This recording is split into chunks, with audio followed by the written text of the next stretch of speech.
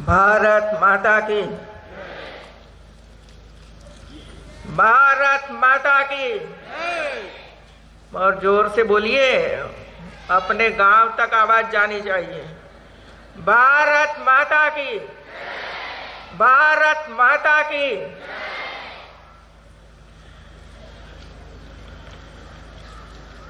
उत्तर प्रदेश के कृषि एवं कृषि शिक्षा मंत्री श्री सूर्य प्रताप शाही जी, कृषि और शिक्षा एवं अनुसंधान मंत्री श्री लाखन सिंह जी, उच्च शिक्षा मंत्री श्रीमती नीलिमा कटियार जी, विश्वविद्यालय के कुलपति डॉक्टर DR सिंह जी, मंत्री श्री संदीप सिंह जी, विद्यालय के सभी अधिकारीगण, अध्यापकगण और 15 से भी ज्यादा जनपद में से आज इस सम्मेलन में हिस्सा लेने के लिए आने वाली मेरी कृषक महिलाएं, आप सबको देखकर बहुत ही खुशी हो रही है कि अपना अपना काम छोड़कर, परिवार को छोड़कर, बच्चों को घर पर रहकर और पतिदेव की आज्ञा लेकर आज चंद्रशेखर आजाद यूनिवर्सिटी में आप उपस्थित हुए हैं। मैं आप सबको बहुत बहुत धन्यवाद देती हूं मित्रों, क्योंकि आप सब लोग कृषि क्षेत्र के साथ जुड़े हुए हैं और भारत में सबसे ज्यादा कृषि क्षेत्र का काम हो रहा है और आप सब महिलाएं इसमें जुड़ी हुई हैं।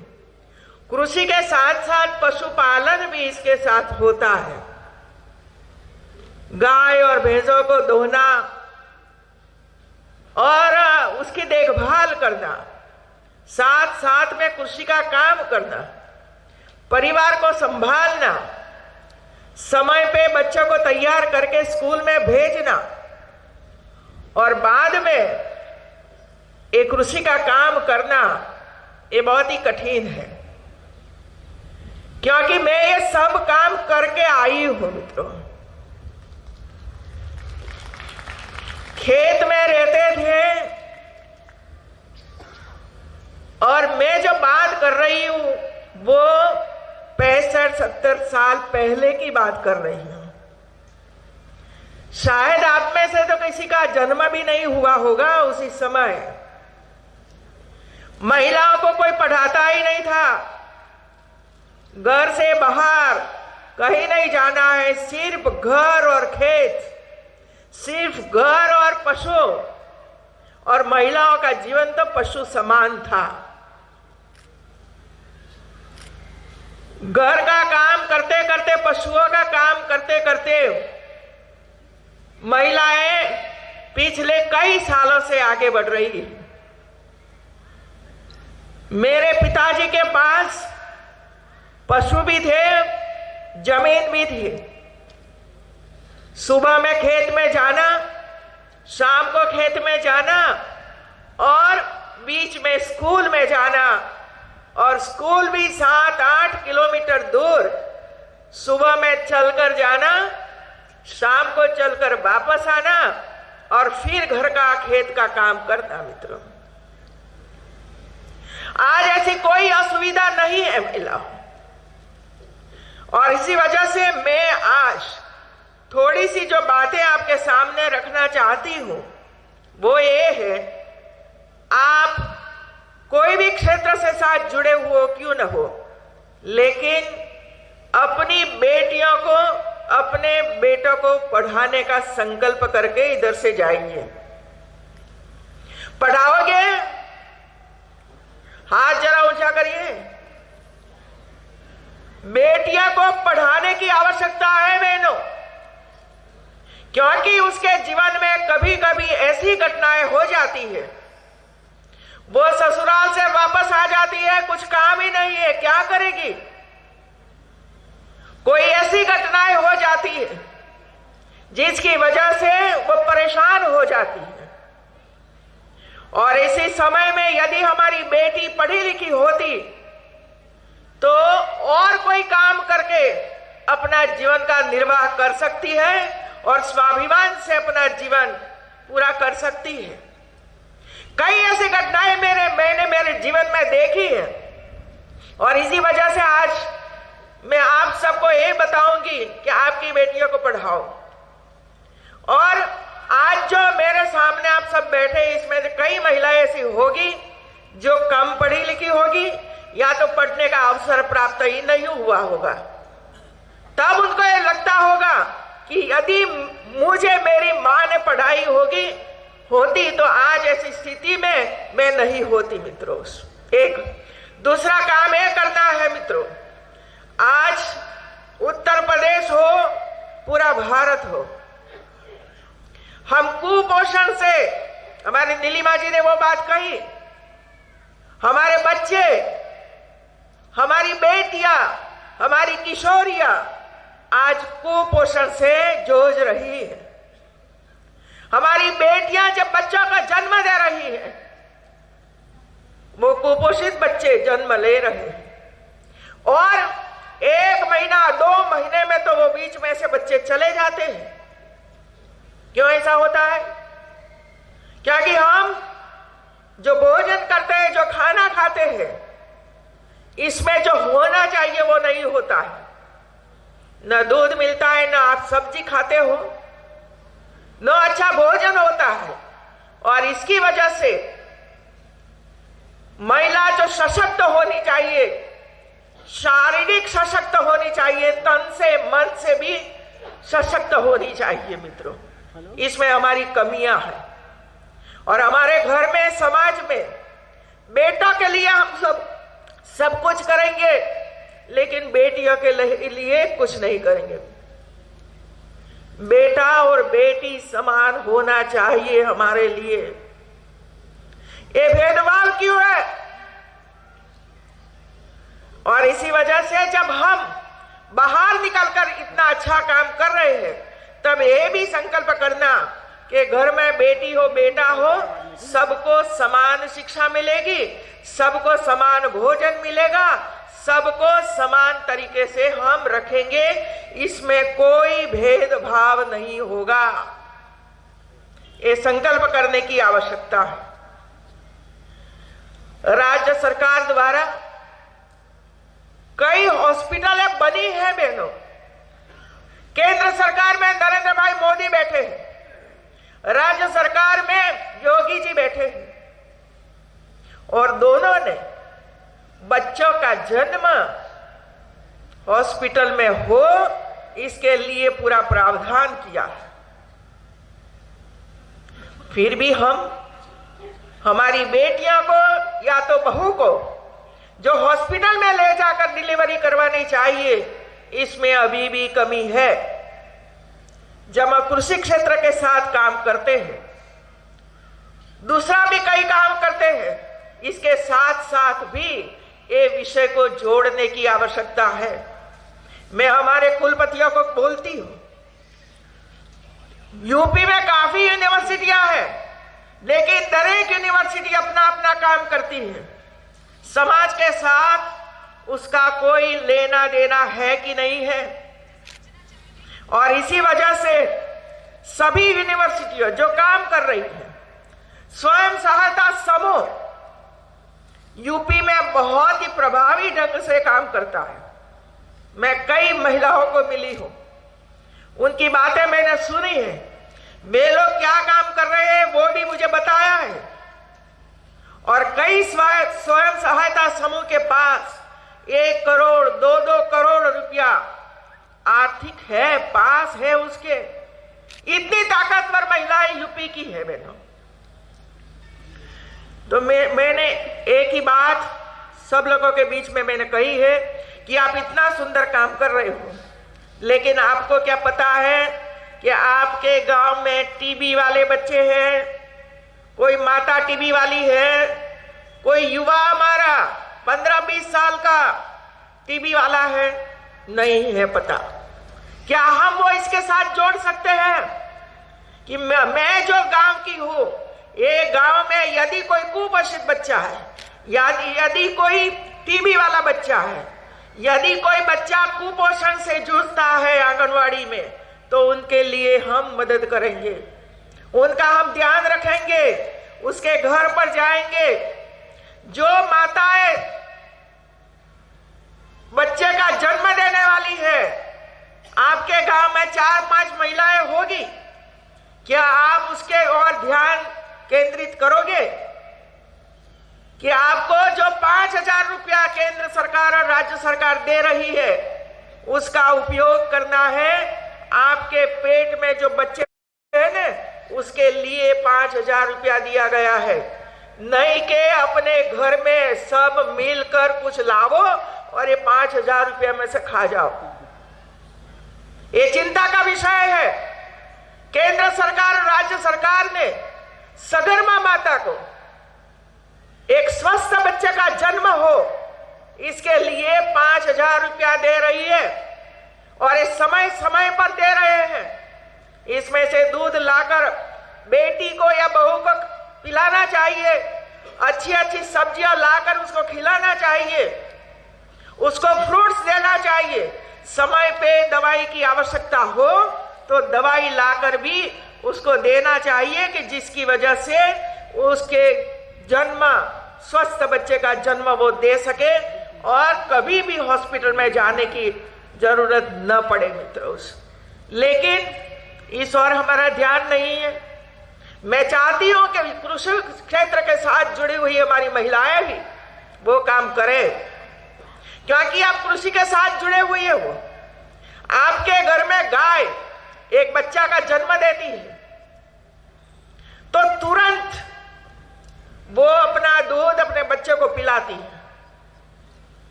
पिलाती है कि नहीं पिलाती है? क्योंकि हम जानते हैं कि माता का दूध सर्वश्रेष्ठ दूध है और बच्चा जब जन्म लेकर ये दुनिया में आता है तब बाहर की हवा, बाहर का जो वातावरण, इसमें उसको श्वास लेना पड़ता है। कई जीव जंतु इसमें है। पहले मां के पेट में था तब कुछ नहीं था, उसके आसपास मां का कवच था। लेकिन जब जन्म हो जाता है, चाहे ये पशु का बच्चा हो चाहे हमारा बच्चा हो, एक और गर्मी, ठंडी और दूसरी ओर बारिश, और इसमें ही हमारा बच्चा का जन्म होता है और मां का दूध तुरंत नहीं मिलता है तो वो बीमार हो जाता है और फिर हम तो कुछ न कुछ खिलाते रहते हैं वो उसको, और इसमें बीमारी बच्चों का जीव ले लेता है। तो एक काम हमें एक करना है, पूरे 1-1.5 साल तक बच्चों का ध्यान रखना है। और ये बात आपको जो हमारे स्व सहायता समूह हो कि आप कृषि क्षेत्र के साथ जुड़े हुए हो, सबको देना, सबको पता करना है। दूसरा, लास्ट बात, क्योंकि मुझे जाना है मित्रों। कल हमारे योगी जी ने एक अच्छा काम कर दिया मित्रों, और आप महिलाएं हैं। लखनऊ में एक जेल है महिलाओं की, और ये महिलाओं की जेल देखने के लिए और महिलाओं को मिलने के लिए जब मैं जेल में पहुंची और सभी महिलाओं को जब मैं मिली और महिलाओं के साथ मैंने बातचीत की कि आपने क्या काम किया था कि जिसकी वजह से 15 साल की सजा हुई, 20 साल की सजा हुई, तो रोते रोते मुझे सब बातें वे लोगों ने बताई कि हम लोगों ने बहू को मार दिया था, पति को मार दिया था, उसको मार दिया था। यदि मैंने एक क्षण जो कंट्रोल रखा होता तो ये घटना नहीं होती, और ये घटना नहीं होती तो जेल में ये जीवन काटना नहीं पड़ता। ये महिलाओं के मुख से मैंने सुना। लेकिन घटना के बाद घटना के बाद ये विचार आया। घटना के समय पे ऐसा विचार नहीं आता है और उसी समय तो हम कुछ न कुछ कर देते हैं। ज्यादातर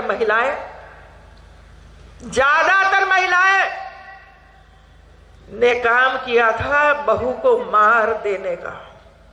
और क्यों? दहेज के लिए घर में झगड़े होते थे।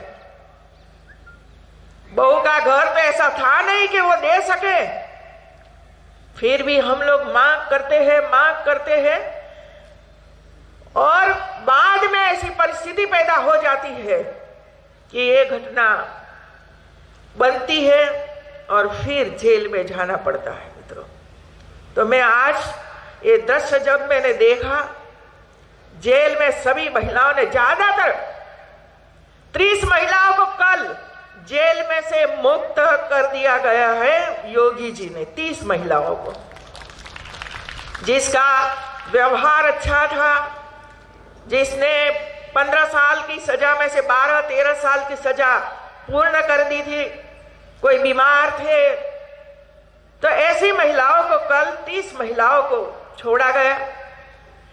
उसकी फाइलें जब मेरे पास आती थी साइन करने के लिए, तब मैं पढ़ती थी कि उसने क्या काम किया है, तो मुझे लगा कि आज मैं जब आप सबको मिल रही हूं तो मैं ये बात आपके सामने करूं। 30 महिलाओं में से 25 महिलाएं ऐसी थी जिसने अपनी बहू को मारने का काम कर दिया था, हत्या कर दी थी। और एक ही कारण, 10 लाख, 15 लाख, 20 लाख, घर, कुछ न कुछ मांगा होगा, नहीं दिया, जीव गया। अब 80 साल की उम्र तो वहां गई, अब रही 5 साल, जो चाहे वो, या जीवन बर्बाद न हो गया। और ये 5-10 लाख रुपया बहू लेकर आएगी तो जिंदगी हमारी पूरी हो जाएगी? नहीं होगी मित्रों। हमारी बात ताकत है, शक्ति है, हम करना चाहते हैं कुछ अच्छा। ईश्वर ने हमें शक्ति दी है महिलाओं को, लेकिन हम हमारी शक्ति को पहचानते नहीं हैं, शक्ति का दुरुपयोग करते हैं और इसकी वजह से ऐसी घटनाएं होती हैं। तो मैं आज आपके बीच में जब आई हूं तब मैं ये कहूंगी कि आप संकल्प कीजिए कि हम कभी भी दहेज देंगे नहीं, कभी भी दहेज की मांग नहीं करेंगे। तालियां तो बजाओ। क्या अंदर हो गया कर दहेज नहीं मिलेगा? ऐसा हुआ? अरे ऐसा नहीं होना चाहिए। आप में से 5-25 महिलाएं ऐसी निकलनी चाहिए जिसने समाज में बोल दे कि मैं किसी को दहेज दूंगी नहीं, किसी के पास से दहेज मांगूंगी नहीं। कहां गई हमारी शिक्षा? हमारे पूर्वजों ने तो ये सब जो समस्याएं थी वो दूर करने के लिए कायदे बनाए, लॉ बनाए,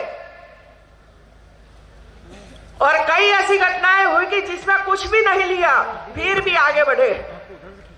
हम हमारे बच्चों को पढ़ा रहे हैं, क्या इसके लिए पढ़ा रहे हैं? दहेज मांगने के लिए कि मेरा बेटा इंजीनियर हो गया तो उसकी कीमत इतनी। आप सबको पता होगा, हमारे गुजरात के सरदार वल्लभ भाई पटेल आज पूरा देश लोखंडी पुरुष के नाम से पहचानता है। वो सरदार पटेल वो युवाओं को ये कहते थे, उसका नेटिव था आनंद। आनंद में जहां जो पाटीदार समाज थे, इसमें सबसे ज्यादा दहेज की मांग होती थी। तब वो बोलते थे कि आपका बेटा कितने में बेचा गया? समझ पड़ी? आपने अपने बेटे को कितने में बेचा? मतलब कितना रुपया लिया बहू के पास से। एक पशु हम बेचते हैं 5-10 लाख रुपए उसकी कीमत होती है। क्या हमारा बेटे की भी ऐसे ही कीमत होती है? उसको बेचना है और इसकी कीमत बहुत चुकाती है। क्या आपके बेटे इंजीनियर बन गए, डॉक्टर बन गए तो उसकी कीमत 25 लाख हो गई? ऐसा मत सोचिए, ऐसा मत सोचिए। तो ये 3-4 बातें आपके सामने मैंने रखी है। कुपोषण में हमारा समाज है। आप अपनी शक्ति को पहचानिए और अच्छे काम में लगाइए, सकारात्मक काम में लगाइए, अच्छा सोचिए, अच्छा पढ़िए, अच्छी चर्चा कीजिए और ऐसा होगा तो एक सुंदर परिवार, अच्छा परिवार आप बना पाओगे।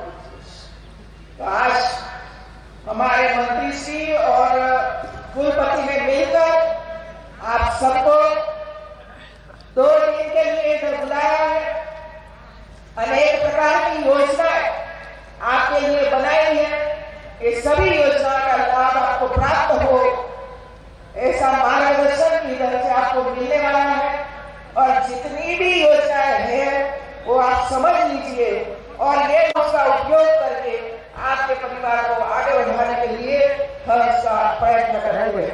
इधर एक सुंदर नृत्य नाटिका हुई, ये सबको मैं बधाई देती हूँ। और एक अच्छा प्रदर्शन इधर लगाया गया था। ये सब हम लोगों ने देखा कि जो यूनिवर्सिटी काम कर रही है वो देखा गया। आप सबको